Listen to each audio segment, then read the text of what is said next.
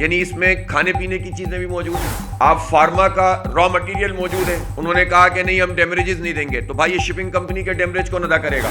تو جس ڈالر کا کرائسس ہے وہ آپ نے وہاں پر پورٹ پہ لا کر کھڑا کر دیا ہے, اور وہی ڈالر ہمیں مزید ادا کرنے ہیں, تو آپ کہاں سے ادا کریں گے؟ شارٹ ٹرم بھی اور لانگ ٹرم بھی ایک مرتبہ پھر بیٹھنے کی ضرورت ہے. میں تو یہ بھی سمجھتا ہوں کہ ظاہر ہے کہ تمام چیزیں ایک دوسرے کے ساتھ جڑی ہوئی ہوتی ہیں. جو آپ کا پولیٹیکل کرائسس ہوتا ہے وہ آپ کا جو اکانومی کا کرائسس ہے اس کے ساتھ جڑا ہوا ہوتا ہے, آپ کی سیکیورٹی اس کے ساتھ لگی ہوئی ہوتی ہے, آپ کی ہیومن سیکیورٹی اس کے ساتھ وابستہ ہوتی ہے, آپ کی بارڈرز کی سیکیورٹی اس کے ساتھ وابستہ ہوتی ہے. تو یہ سب چیزیں ساتھ بیٹھ کر مسئلہ حل کرنے والی ہیں. اس وقت ملک میں جس نوعیت کی سیاست ہو رہی ہے وہ سیاست بازی ہو رہی ہے, اور دشمنیاں ہو رہی ہیں, اور ایک دوسرے پر الزام تراشیاں ہیں, اور گالم گلوچ ہے, اور سوشل میڈیا کے اوپر جس طرح کی گفتگویں چل رہی ہیں, اتنا نان سیریس ایٹیچیوڈ ہے جو بڑی بڑی پارٹیاں ہیں اور حکومتی پارٹیاں ہیں اور اپوزیشن کی, ان کا کہ لگتا ایسا ہے کہ ان کے نزدیک ملک کا یہ کرائسس کوئی حیثیت ہی نہیں رکھتا. ان کی ذات حیثیت رکھتی ہے, ان کی پارٹی حیثیت رکھتی ہے, اور ان کی بس جو ہے وہ ٹانگ اونچی رہے, بس اس بات کی حیثیت ہے, اور باقی ملک کی جو اس وقت اکانومی کی پوزیشن ہے وہ کسی کے نزدیک کوئی حیثیت نہیں رکھتی. جب یہ ساری پارٹیاں مل کر جب ایک آرمی چیف کی ایکسٹینشن کا معاملہ آیا تھا تو سب اکٹھے ہو گئے تھے اور سب نے مل کر یہ کام کیا تھا. ایک مرتبہ ایک ہندو رکن نے شراب کی حرمت کا بل پیش کر دیا تھا کہ بھائی ہمارے مذہب کو استعمال کر کے آپ کیوں شراب کو عام کیے ہوئے ہیں. تو یہ ساری پارٹیاں اکٹھی ہو گئی تھیں, کیا جو ہے وہ اسلام کا نام دینے والے اور کیا سیکولرزم اور لبرلزم کی بات کرنے والے, اور انہوں نے سب نے مل کر اس کو ڈیفر کروا دیا تھا اس بل کو. آپ کو یاد ہوگا سینٹ کا ایک انتخاب ہوا تھا جس میں وہ پارٹیاں جو ایک دوسرے کو گالم گلوچ کرتی ہیں انہوں نے مل کر خرید و فروخت کی تھی.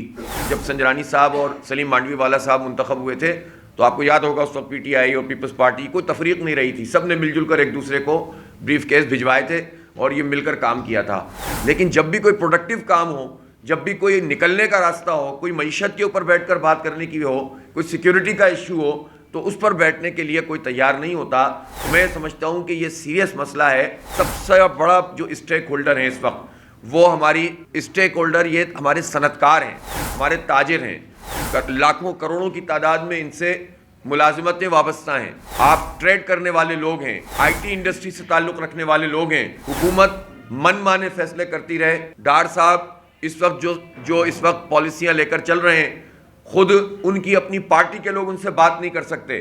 وہ اتنا زیادہ مطلب اپنے آپ کو انہوں نے پتہ نہیں کہاں بزی رکھا ہوا ہے کہ جس کے نتیجے میں کوئی گفتگو نہیں ہو سکتی, کوئی بات نہیں ہو سکتی. تو آپ مجھے بتائیے کہ کس طرح سے اس کرائسس سے ہم نکل سکتے ہیں. پہلا کام یہ ہونا چاہیے کہ ہماری انڈسٹری کے جتنے بھی اہم اسٹیک ہولڈر ہیں اور اکانومی سے تعلق رکھنے والے لوگ, ماہر ہیں اور ٹریڈ کرنے والے لوگ ہیں, ان کو بٹھا کر آپ پوچھیں تو صحیح اس وقت مسئلہ ہو کیا رہا ہے اور شارٹ ٹرم ریمیڈی ہمیں کیا مل سکتی ہے. اب اگر یہ سارے کنٹینرز موجود ہیں جن کو آپ نہیں چھوڑ رہے تو آپ سوچ سکتے ہیں, یعنی اس میں کھانے پینے کی چیزیں بھی موجود ہیں, آپ فارما کا را مٹیریل موجود ہے, وہ سارے کے ساری پورٹ پہ کھڑی ہوئی ہیں, ڈیمریجز پڑ رہے ہیں. اور پورٹ اینڈ شپنگ کے ایک منسٹر صاحب ہیں, انہوں نے آ کر اعلان تو کر دیا لیکن کوئی اقدام سامنے نہیں آیا. انہوں نے کہا کہ نہیں ہم ڈیمریجز نہیں دیں گے, تو بھائی یہ شپنگ کمپنی کے ڈیمریج کون ادا کرے گا؟ اور وہ شپنگ کمپنی کے جو ڈیمریجز ہیں وہ تو ڈالرز میں جائیں گے. تو جس ڈالر کا کرائسس ہے وہ آپ نے وہاں پر پورٹ پہ لا کر کھڑا کر دیا ہے, اور وہی ڈالر ہمیں مزید ادا کرنے ہیں, تو آپ کہاں سے ادا کریں گے؟ تو یہ ساری چیزیں برباد ہو جائیں گی. جو کھانے پینے کی چیزیں تو ویسے ہی ان کی ایکسپائری ہو رہی ہے, دوائیں نہیں بنیں گے تو لوگ مریں گے. کتنے بڑے بحران میں ان ظالموں نے کھڑا کر دیا.